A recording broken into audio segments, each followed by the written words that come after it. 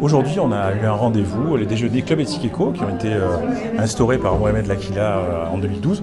C'est des rendez-vous qui sont importants pour la profession des experts comptables. Ça nous permet de voir des nouveaux sujets, de découvrir des matières, car l'éthique est important. L'éthique, c'est important dans le monde des affaires.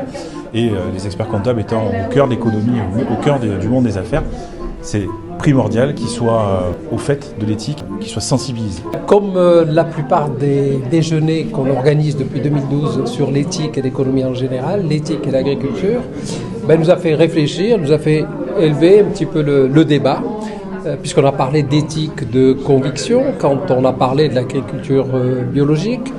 On a parlé de l'éthique de responsabilité, c'est-à-dire de l'agriculture qui nourrit et qui lutte contre les famines dans le monde.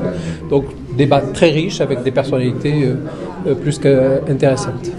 Vous représentez peut-être deux visions différentes de l'agriculture. Vous êtes les régionaux de l'État, avec des responsabilités au niveau national. Qu'est-ce que vous pouvez nous dire d'abord de ce qui s'est passé autour de cette table ? Et de cette notion que moi je me pose, est-ce que l'agriculteur aujourd'hui réfléchit comme un chef d'entreprise ? D'abord, qu'est-ce que j'en retire des débats riches et intéressants ? Parce que ça nous permet de sortir de nos fermes et donc de rencontrer d'autres acteurs de la société économique et civile. Donc ça, c'est important.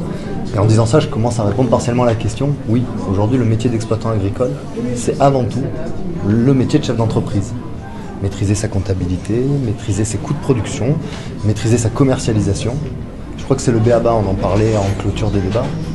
C'est un métier certes technique, mais quand on aspire à gérer une exploitation, on gère une entreprise, et pour qu'elle dure, et pour qu'on puisse exprimer sa technique, il faut la gérer de manière à ce qu'elle dure et à ce qu'elle génère de l'argent. Ça reste une entreprise. On n'a pas des visions concurrentes, on a des visions complémentaires.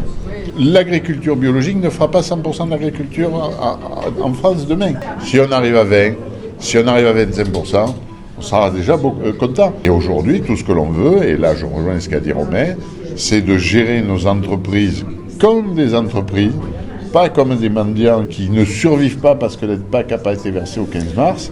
Notre problème, c'est pas que l'agriculteur doit équilibrer ses comptes, c'est qu'on lui laisse la capacité de vendre correctement ses produits et à un prix normal pour qu'il puisse équilibrer ses comptes. Si vous avez fait des lois depuis 5 ans maintenant, à travers la loi Egalim, la première était il y a 5 ans, c'est parce qu'à un moment donné, le marché en lui-même ne sait pas ne se réguler normalement.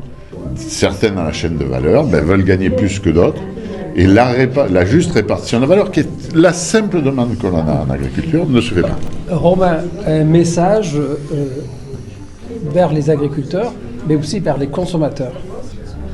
En fait, nous sommes deux maillons de la même chaîne.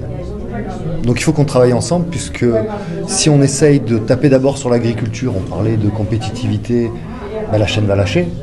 Et si on s'en prend aux consommateurs, la chaîne ne fonctionne plus non plus, puisqu'une chaîne, elle a la résistance du plus faible de ses maillons.